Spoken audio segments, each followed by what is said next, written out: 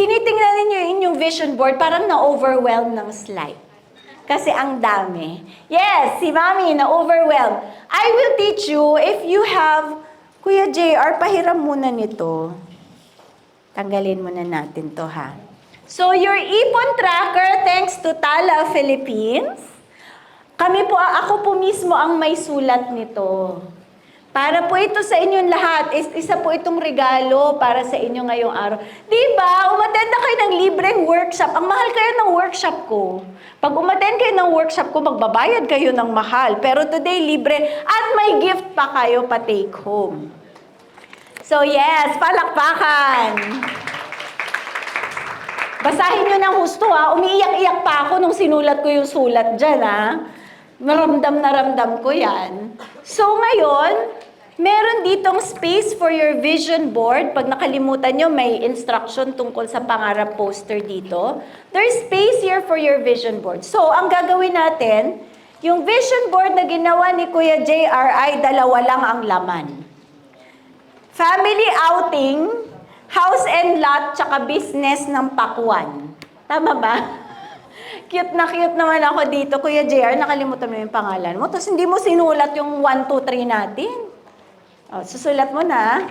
So, pagkatapos nito, di ba ito, meron na kayo? Ilalagay nyo sa harapan ng ref. Para every time kukuha kayo ng pagkain, kasi si Mami Chris mahilig kumain. Every time kukuha kayo ng pagkain, maaalala nyo yung goals ninyo. No? The human brain will require visual cues. Pag out of sight, out of mind.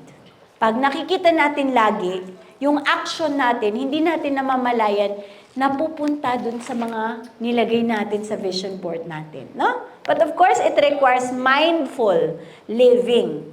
So ito, ilalagay natin sa ref, pero maglalagay kayo ng version nito dito, para anywhere you go, ikaw, Luisa, pag overseas mo, bit-bit mo yung ipon tracker mo, ha? Pagbalik mo dito, i-message mo ako sa Salve, sasabihin mo sa akin na puno mo yung ipon tracker mo. So dito, ililipat niyo dito yung vision board para anywhere you go, pwede kayo mag-revise, magdagdag, di ba? But, sa timeline spread, para hindi ma-overwhelm si Mami Lolly, ilalagay natin dito, ito yung timeline spread na to, nasa page 10. Okay? Ililipat natin dito yung priority. So, kunwari dito, sino dito age 20? 10 years ago. 10 years na ba? 30 ka na? Matanda ka na? Joke lang. Ako 50 na. Oh, nahulaan nyo ba edad ko? 50 na ako soon.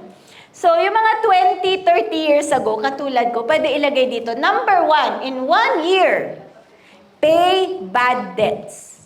In 2 years, build emergency funds. Ganon. After 2 more years, buy life insurance, medical insurance. So, nagkaka-shape and form na ang ating plano. Okay po ba? Yes. Gusto ko tong grupo na tumisi. Nag-iisip. Tama, no? So, you can see how it's shaping up. You have the vision and you have the plan. Kasi, pag inisip natin lahat ng nasa vision board natin, tatapusin natin agad, tayo ay mababaliw. Okay? Dahil masyadong marami. And then, you can always revise. Kunwari si Luis na in love sa Paris, biglang nag-asawa. O mapapabilis yung kanyang wedding budget. No, tama? Okay, so it's revisable. Pwede pong babalik ko na sa'yo to, baka magalit ka sa akin. So that's your timeline. Next slide. Ito sample, true to life to. Client namin to, pinaalam namin. Yan, so gusto nila travel fund, OFW to Luis. They are living now in the UK. They're living now in the UK, gusto nila ng bagong SUV, ito yata na-achieve na nila. Yung travel fund every other year kasi mahilig sa Marvel. Ano nga yun yung nagko-costume? Anong tawag yun? Nagaganon sila. Tapos, marami pang iba. Pero ang nakakatuwa dito, yung mga tinuruan ko nito, minsan, Pinapadala nila yung picture, tapos sinasabi nila sa akin, Miss Salve, achieve na to.